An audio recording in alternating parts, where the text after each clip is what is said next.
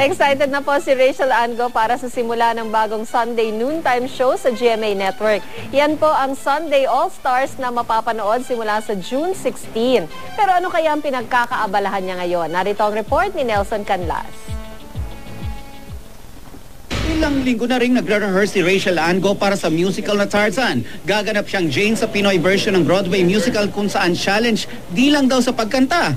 Ang mga speaking lines niya, in British English ang accent. May mga eksena rin daw na lalambitin siya sa baging kasama si Tarzan. It's fun, actually. Enjoyed it. It's tiring, but it is fun.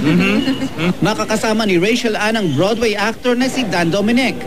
First time niyang pumunta sa bansa at hanga siya sa kanyang katrabahong si Rachel Ann. It's been fun and she sounds great. Really? Yeah, Thank you. I like it. Sa June 14 ang opening ng Tarzan sa Miracle Theater.